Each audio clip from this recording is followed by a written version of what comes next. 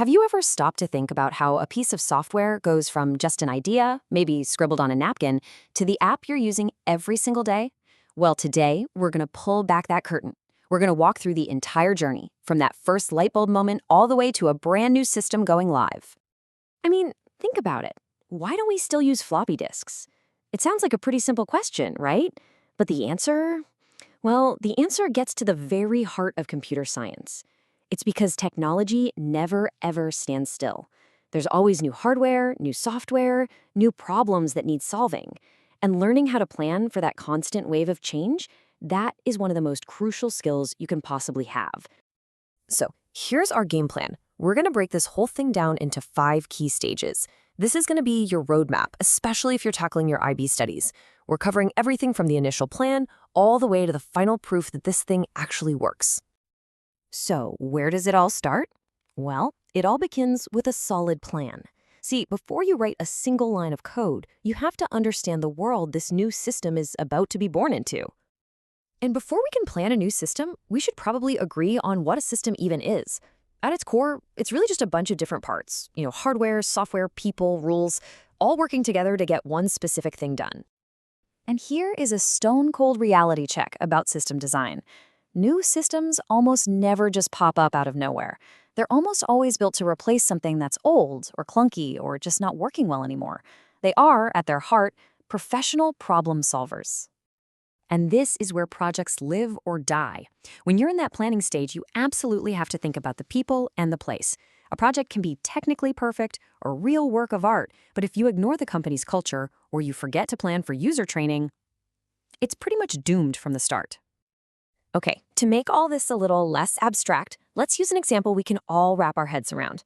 Just imagine your school is finally getting rid of all those crumpled cash envelopes and paper permission slips and is getting a brand new online system to handle all the payments for field trips.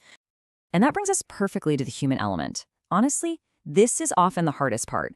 You could design the most amazing futuristic technology, but it is completely useless if the people it's built for don't want to use it. This is where something called change management comes in. Let's be real, change is tough. People get comfortable. They worry about losing that one feature they use all the time. They have nightmares about their data getting lost in the move. Or sometimes they just look at it and think, wow, that looks way too complicated for me. So to handle all that natural resistance, we use a formal process. It's a structured 4-step way to guide everybody from the old way of doing things to the new way. You plan the change, you communicate it clearly, you actually listen to what the users are saying, and you keep checking in to see how it's all going. Okay, so a new system has to work with people, but it also has to work with the technology that's already sitting there. And that brings us to the tricky subject of compatibility.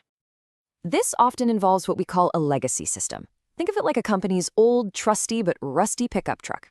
It's that ancient piece of software that the business completely depends on for something vital. The company that made it might not even exist anymore, but they can't just switch it off. And this problem becomes gigantic during a business merger. Imagine 2 big companies join forces. What do you do with their completely different IT systems? As you can see, every single option comes with a massive trade-off. There are just no easy answers here. Okay, you've planned everything. You've got the people on board, you've figured out how to deal with the old tech. Now, it's time. The big moment, the switch. How do you actually install this new system and go live? And listen up, for all you IB students watching, this next part is huge, so lean in for a second. The exam is not just going to ask you to list the different methods, it's going to ask you to evaluate them. And that's exam speak for knowing the pros, the cons, and being able to compare them to pick the right one for the job. You've basically got 4 main choices. First is what I call the rip the Band-Aid off approach, a direct changeover.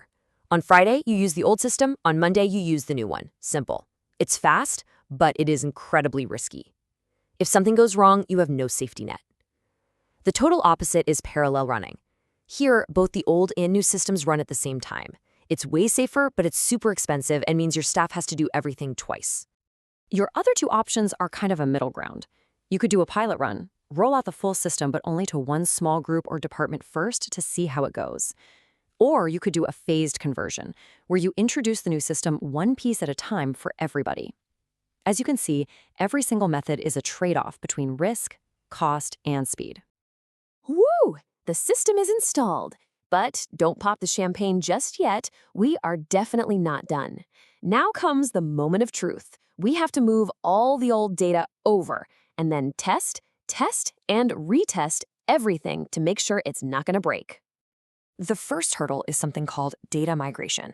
This is the absolutely critical process of getting all that important info, like in our school trip example, all the student names and payment records, out of the old system and into the new one, safely and accurately. Now, this sounds pretty straightforward, but this is where things can get really messy, really fast. You can run into incompatible file formats, data that's structured completely differently, or, my personal nightmare, transfers that just stop halfway through for no reason. I mean, just look at this. It seems so simple, right? But getting this wrong could completely scramble every single time-sensitive record in your system. A student who paid in March is now marked as paying in May. It's a huge problem. And this is exactly why testing is non-negotiable. So to catch little gremlins like that, we test. The first round is alpha testing. That's done in the lab by the internal development team. Once they think it's ready, it moves to beta testing, where real users, real clients, get to try it out in the wild in their own environment. We can also test from two completely different perspectives. Think of black box testing like being a driver. You don't need to know how the engine works, you just press the pedals and turn the wheel and check if the car goes where you want it to. But with white box testing, the tester is like a mechanic with the hood up. They can see all the internal code and find much deeper hidden bugs. And there you have it. We've gone from a simple idea to a fully planned, built, and tested system that's now live. It's a complex journey, for sure, but by breaking it down into these clear stages, you can really start to master the process. So that brings us to one final thought. The system is live. The launch party is over. What is the one single thing you would test one last time right before everyone logs on? Think about it.